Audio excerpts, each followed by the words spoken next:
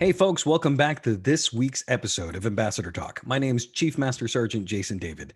Today we have the distinct pleasure of speaking to a retired Master Sergeant who served 20 years in the Air Force and is still a part of today's Air Force Wounded Warrior program. Welcome to the show, Master Sergeant BC. How you doing? Doing great. So a couple of questions for you. In addition to loving Mexican food, what are some other hobbies of yours for folks to kind of get to know you better? Well, a few of the hobbies that I love to do in the house is crochet and any kind of crafting. Outside of the house, I love to go swimming and I love to take my recumbent bike for nice rides in the Alaska trails. So, as a member of the Air Force Wounded Warrior program, I'm looking at the uniform that you have. You've participated in things like adaptive sports, correct? Yes. Okay, and which sports did you participate and why did you? Well, after I was introduced to all of the adaptive sports that the Air Force Wounded Warrior program provides assistance with, I focused on the recumbent bike, swimming, the precision air rifle, and archery, and the finally the racing chair, which is our version of track. So, Um, excellent information, and I'm glad that you were able to participate in so many events that piqued your interest. Something that also piqued your interest was speaking about your story, thus, the reason you became an ambassador yourself. Absolutely. Well, when I went through my trauma in 2017, I felt like, it was very difficult for me to find the right resources for my specific needs and recovery. And that my trauma was domestic violence. And before then, I had no idea how hard it would be to get resources. So I've made it like a personal mission of mine to spread awareness of how important it is to get assistance in recovery for those who are suffering silently in a domestic violent relationship. And for the folks that are just tuning in or maybe clicking on the link that they see in their Facebook timeline, the Air Force Wounded Warrior program is very expansive. It is not just the adaptive sports or things that you see that ultimately output to Invictus or even the Warrior Games. It is a community, it is an alumni for airmen who have gone through things just like Master Sergeant BC, whether it's domestic violence, whether it is combat injuries. Serious medical things such as a car crash and the rehabilitation into getting back into active duty service and or preparation for life on the outside. If you are interested, you can always head over to www.woundedwarrior.af.mil to check out. And for folks that are interested, so the name Wounded Warrior, right, sometimes deters people from even looking into what the portfolio is for the Wounded Warrior program through the Air Force. Uh, what feelings did you have as you first heard of the program? When I first was recovering from my trauma, I wasn't immediately identified as a wounded warrior. I, in fact, I self identified because I wasn't sure if I could take advantage of what the program offered. Um, when wounded warrior comes to mind, I think of combat folks, that come back missing limbs, that need significant physical therapy. I had no idea that I could be a part of this program. And when I first joined, I had no idea on how important it would be in my recovery, and that I wasn't the only one with an invisible wound that was getting help from the Air Force Wounded Warrior program. No, I appreciate that perspective. So during my initial ambassador training, so I am one of the folks that are have injuries from combat. The rest of my class had some of the most extreme cases of medical injuries that were non-combat related, and things from severe post-traumatic stress disorder or to uh, almost critical ailments of their systems inside their body. And each and every one of these members has a different story at a different level, and everyone feels the exact same way. My story is not as great as the person sitting next to me. So that's the point that we're trying to get across. There is no baseline for what gets you into the program after you qualify.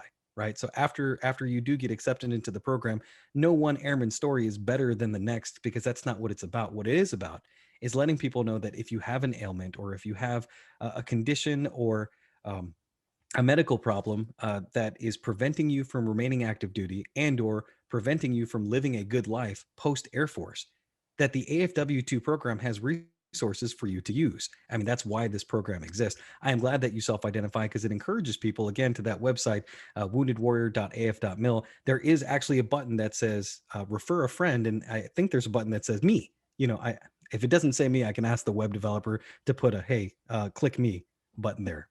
So, Blanca, just another question for you. During your initial training, what were your feelings as you embarked on this journey to share your story with so many others?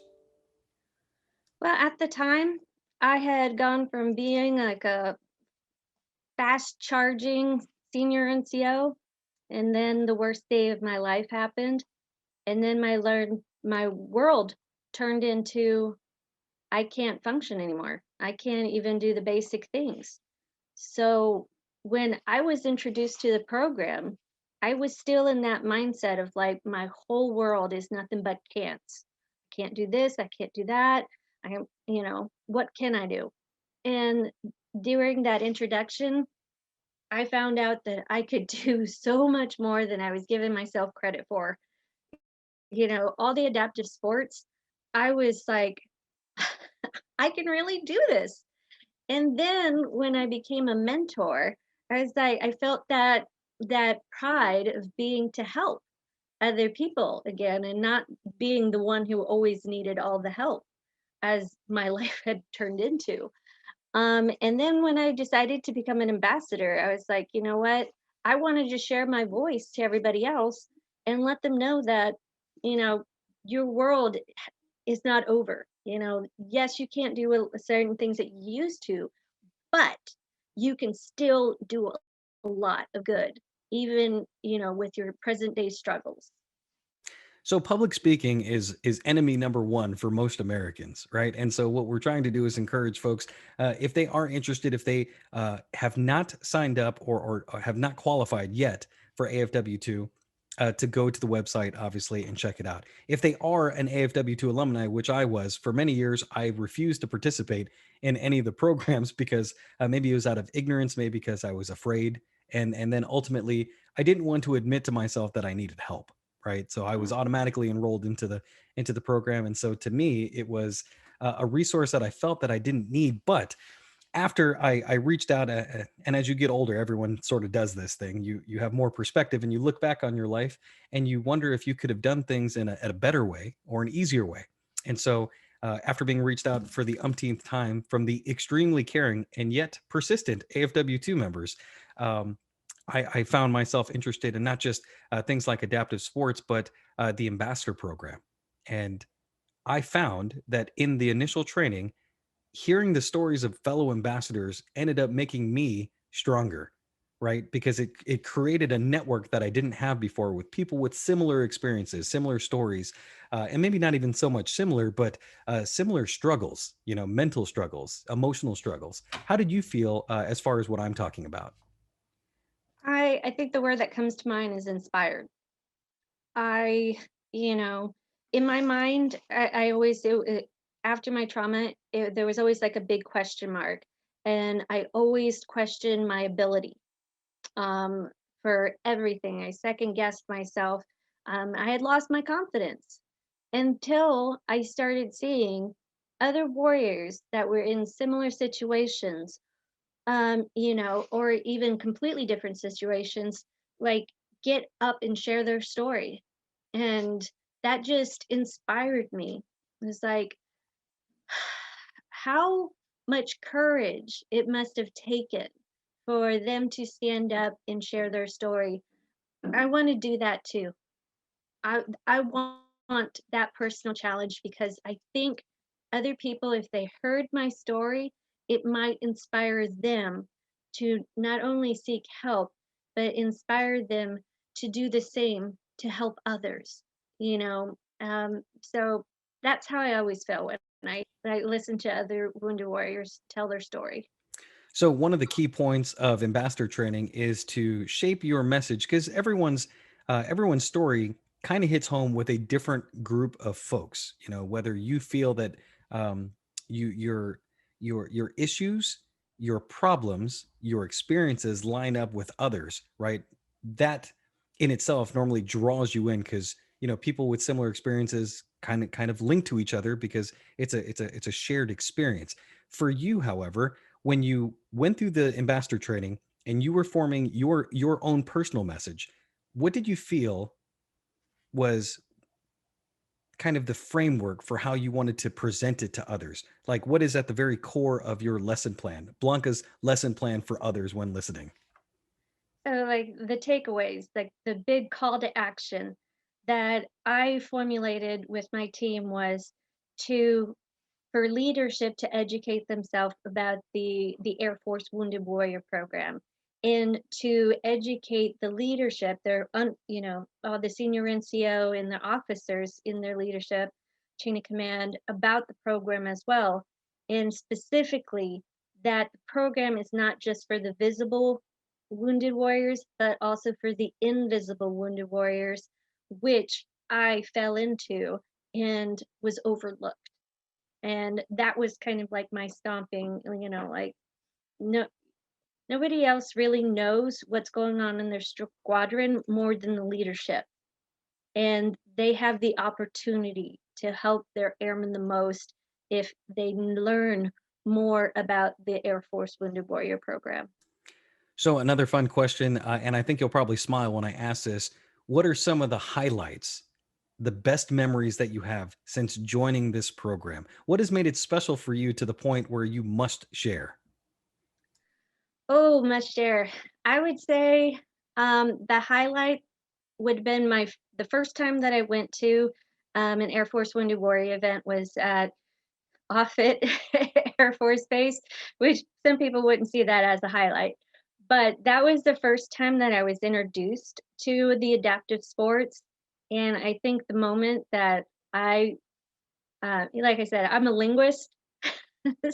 So when the Air Force Wounded Warrior program put an air rifle in my hands, I was like, what do you want me to do with it? And then I was able to shoot 10.9 right there at the caravan. And I was so surprised with myself of like, I could do this. And that feeling after a year and a half of feeling that I couldn't do anything, I couldn't try anything new, was just so overwhelming. It brought tears to my eyes.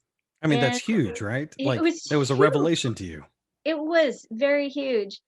And the other funny story that I have is about you see my little moose back there. Before I got my service dog, anytime that I traveled, I had my service moose, and Mr. Theodore Moose it has a following. And at first, he didn't have a name. And then I went to the Warrior Games, and I met the former Chief Master Sergeant of the Air Force, enlisted Jesus, right? And he was not impressed that Mr. Moose didn't have a first name. So he right then and there was like, Theodore. So my service moose was baptized by the enlisted Jesus, and he's now known as Theodore Moose. And one of the things that I like to do at caravans, at the warrior games, at trials, is take pictures with my service moose with everybody. And I've got pictures with the moose from warriors from around the world. So I absolutely just love that. Fantastic. So I have just one last question for you, and this is going to kind of round off the conversation that we've had today. So, from one ambassador to another, how important do you think is not just reaching out to AFW2, but reaching out for help in general? There comes a point in time where people get desperate for help. So it's the same thing with hunger. You can last a certain amount of time without eating something, but then the stress pushes you against the wall and you have to take action. You have to eat. I think it's the same thing for people who need help. What are your thoughts? My thoughts are, I think it takes a lot of courage to ask for help.